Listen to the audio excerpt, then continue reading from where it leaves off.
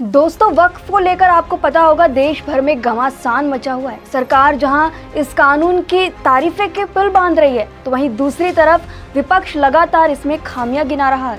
मुस्लिम पक्ष के लोगों का कहना है कि उनके मौलिक अधिकारों के साथ खिलवाड़ हो रहा है। अब संसद की लड़ाई सुप्रीम कोर्ट तक पहुंच चुकी है। बुधवार 16 मई को सुप्रीम कोर्ट ने वक्फ कानून के खिलाफ दायर 100 से भी ज्यादा याचिकाओं पर सुनवाई की है और अब अगली सुनवाई जारी है। वक्फ के खिलाफ कपिल सिब्बल ने बोला और तुषार मेहता इसके पक्ष में थे। अब भले ही सुप्रीम कोर्ट ने इस कानून पर फिलहाल रोक ना लगाई हो, लेकिन आपको बता दें कि सुप्रीम कोर्ट ने इस कानून को लेकर केंद्र सरकार पर ऐसे सवाल दागे हैं जिससे इशारा साफ था कि अगर इन पर सफाई पेश नहीं करती केंद्र सरकार तो शायद इस कानून पर रोक भी लग सकती है। सुप्रीम कोर्ट ने केंद्र सरकार से कड़े सवाल किए हैं, जैसे कि वक्फ बाय यूजर क्यों हटाया गया। सर्वोच्च अदालत ने कहा कि 14वीं और 16वीं शताब्दी के बीच बनी ज्यादातर मस्जिदों के पास सेल डीड नहीं होंगे, ऐसे में उन्हें कैसे रजिस्टर किया जाएगा। सुप्रीम कोर्ट ने सवाल किया कि अगर सरकार कहने लगी कि ये जो जमीनें हैं सरकारी है तो क्या होगा। अगर वक्फ बोर्ड में हिंदुओं की एंट्री होती है तो क्या वह मुसलमानों को हिंदू धार्मिक न्यासों का हिस्सा बनने की अनुमति देने को तैयार है।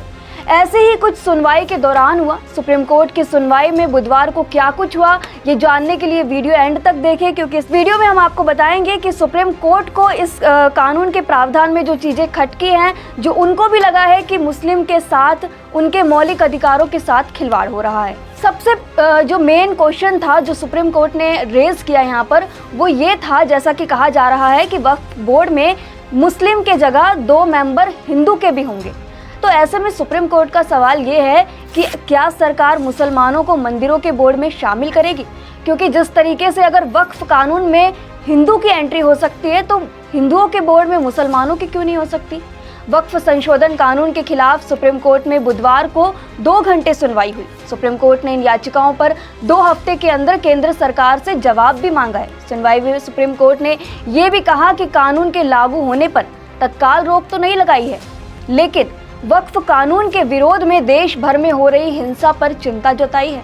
कोर्ट ने सरकार से पूछा कि इसके वक्फ काउंसिल में गैर मुसलमानों को शामिल करने का क्या मकसद है। सीधा सीधा सवाल था सुप्रीम कोर्ट का यहाँ पर केंद्र सरकार से कि इस बोर्ड में गैर मुसलमानों को शामिल करने का मकसद क्या है उनका। क्या सरकार मुसलमानों को मंदिरों के बोर्ड में शामिल करने की अनुमति देगी? ये सीधा सवाल था हिंदू पक्ष के लोगों से, इस कानून के समर्थन करने वालों से, कि क्या सरकार किसी भी हिंदू बोर्ड में गैर मुसलमानों को हाजिरी देगी, उनकी एंट्री होने देगी।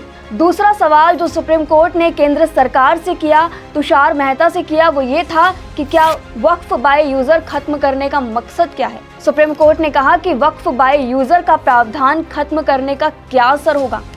जिन संपत्तियों को कोर्ट ने वक्फ प्रॉपर्टी घोषित कर दिया है, क्या नए कानून के तहत उन्हें भी डीनोटिफाई किया जाएगा। सुप्रीम कोर्ट ने सवाल किया कि जो बिल्डिंग्स हैं, जो सैकड़ों साल से पुरानी ऐतिहासिक बिल्डिंग है या प्रॉपर्टी है वक्फ के पास, ऐसे में उनके पास पेपर वर्क नहीं होंगे, उनके पेपर वक्फ बोर्ड कहाँ से लाएगा। जो हजारों साल 3000 साल पुरानी बिल्डिंग है, उसके पेपर आखिरकार वक्फ बोर्ड कहाँ से लाएगा। इसके बाद 3 जजों की बेंच ने सुनवाई की और कहा कि वो इस केस में अंतरिम आदेश पास करना चाहते हैं। इस पर सॉलिसिटर जनरल तुषार मेहता ने आग्रह किया कि वो इस मामले में कुछ और दलीलें रखना चाहते हैं। सुप्रीम कोर्ट चाहे तो मामले per day to day basis पर सुनवाई कर सकती है। इसके बाद चीफ जस्टिस की बेंच ने इस मामले में गुरुवार को, यानी कि आज, फिर सुनवाई करने का फैसला किया। लेकिन ये दूसरा ऐसा सवाल था जो सुप्रीम कोर्ट ने वक्फ कानून को लेकर पूछा कि जो पुरानी बिल्डिंग है उनके पेपर कहाँ से लाएंगे। इसके साथ ही वक्फ कानून के खिलाफ दलील दे रहे कपिल सिब्बल ने यह भी कहा कि 300 साल पहले तो ऐसी व्यवस्था ही नहीं थी, फिर उन मस्जिदों की डीड कहां से लाएंगे। इस पर सुप्रीम कोर्ट ने केंद्र से पूछा कि वक्फ बाय यूजर क्यों हटाया गया, तो सॉलिसिटर जनरल ने कहा कि जो प्रॉपर्टी वक्फ के तौर पर रजिस्टर्ड है वो वक्फ की ही रहेगी। कोर्ट ने पूछा कि वक्फ बाय यूजर वाली प्रॉपर्टी का क्या होगा, तो केंद्र की तरफ से कहा गया है कि कलेक्टर प्रॉपर्टी की जांच करके उसे रिकॉर्ड में ले आएगा।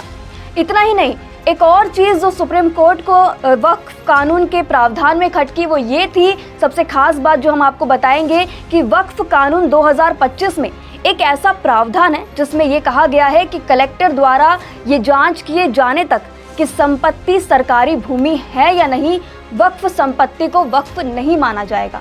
सबसे इम्पोर्टेंट चीज़, अगर कलेक्टर डिक्लेयर कर देता है कोई भी प्रॉपर्टी को कि वो वक्फ की संपत्ति नहीं है, तब तक उसे वक्फ नहीं माना जाएगा। अब इस प्रावधान पर सुप्रीम कोर्ट ने तीखे सवाल खड़े किए हैं।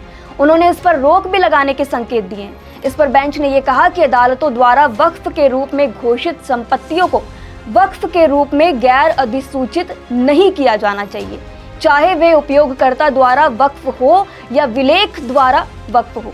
इस प्रावधान को भी सुप्रीम कोर्ट ने रोक लगाने के संकेत दिए हैं, जो मुसलमानों के पक्ष से बड़ी जीत मानी जा सकती है।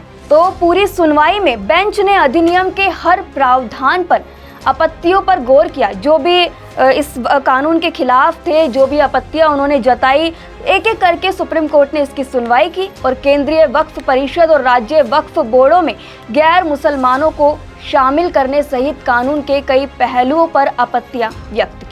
इसमें जिला कलेक्टर को वक्फ संपत्तियों से संबंधित विवादों का निपटारा करने का अधिकार देने और सक्षम न्यायालयों की ओर से वक्फ घोषित संपत्तियों को गैर अधिसूचित करने की अनुमति देने वाले प्रावधानों पर भी आपत्ति जताई है। चीफ जस्टिस ने कहा कि आमतौर पर जब कोई कानून पारित होता है तो अदालतें शुरुआती स्तर पर हस्तक्षेप नहीं करती, लेकिन इस मामले में अपवाद पैदा हो सकता है। अगर उपयोगकर्ता द्वारा वक्फ घोषित की गई संपत्ति को गैर अधिसूचित किया जाता है तो इसके परिणाम गंभीर होंगे। सोचकर देखिए, जो 300 साल पुराना कोई मस्जिद है या वक्फ की प्रॉपर्टी है, अचानक से आकर कलेक्टर कहता है कि हम इसे अपने अंदर अधिग्रहित कर रहे हैं, ये अब सरकारी प्रॉपर्टी है, ये वक्फ की प्रॉपर्टी नहीं है, तो ऐसी सिचुएशन में क्या होगा। इसी सिचुएशन को ध्यान में रखते हुए सुप्रीम कोर्ट ने इस पर रोक लगाने की बात कही है। एक बहस के दौरान जस्टिस खन्ना ने कहा कि जब 100 या 200 साल पहले किसी सार्वजनिक ट्रस्ट को वक्फ घोषित किया जाता है तो अचानक आप कहते हैं कि इसे वक्फ बोर्ड की तरफ से अपने अधीन कर लिया गया है। मेहता ने हस्तक्षेप करते हुए कहा कि इसका मतलब है कि अगर किसी के पास वक्फ है तो उसे ट्रस्ट बनाया जा सकता है और इसके लिए एक सक्षम प्रावधान भी है। मुख्य न्यायाधीश ने तब टिप्पणी की, आप अतीत को फिर से नहीं लिख सकते। एक और बहस पूरे मामले की सुनवाई में तब हुई जब चीफ जस्टिस ने ये कहा, तो अधिनियम के अनुसार 8 सदस्य मुस्लिम हैं, 2 मुस्लिम नहीं हो सकते, फिर बाकी गैर मुस्लिम हैं। तब सॉलिसिटर जनरल मेहता ने टिप्पणी की, ये पीठ भी मामले की सुनवाई नहीं कर सकती। सीजीआई खन्ना ने पलटवार किया, क्या जब हम यहाँ बैठते हैं तो हम अपना धर्म खो देते हैं? हमारे लिए दोनों पक्ष एक जैसे हैं, आप इसकी तुलना न्यायाधीशों से कैसे कर सकते हैं? फिर हिंदू बंदोबस्ती के सलाहकार बोर्ड में गैर मुस्लिम भी क्यों नहीं है? पीठ ने कहा कि क्या आप ये कह रहे हैं कि अब से आप मुसलमानों को हिंदू बंदोबस्ती बोर्ड का हिस्सा बनने की अनुमति देंगे? अगर आप ऐसा कह रहे हैं तो इसे खुलकर कहें। वक्फ संशोधन कानून को लेकर सुप्रीम कोर्ट में आज लगातार दूसरे दिन भी सुनवाई जारी है। माना जा रहा है कि आज देश की शीर्ष अदालत इस मामले में अंतरिम आदेश जारी कर सकती है। वक्फ संपत्तियों को डी नोटिफाई करने, कलेक्टर की जांच के दौरान नए प्रावधान लागू ना करने और वक्फ बोर्ड के साथ काउंसिल में गैर मुस्लिमों की एंट्री को लेकर सुप्रीम कोर्ट ये अंतरिम आदेश पारित कर सकता है। इस सुनवाई में खास बात ये रही कि जो खामियां थी इस कानून को लेकर के, वो सुप्रीम कोर्ट ने भली भांति पहचान ली है और तीखे सवाल सीधा सीधा केंद्र सरकार से यहाँ पर साधे हैं। और अगर उसका उत्तर नहीं मिलता, उसका जवाब सुप्रीम कोर्ट को नहीं मिलता, तो कह सकते हैं कि शायद इन प्रावधानों को या तो हटाया जाए या फिर इस कानून पर भी रोक लग सकती है। इस पर आप क्या राय रखते हैं, हमें कमेंट सेक्शन में ज़रूर बताएं। शुक्रिया।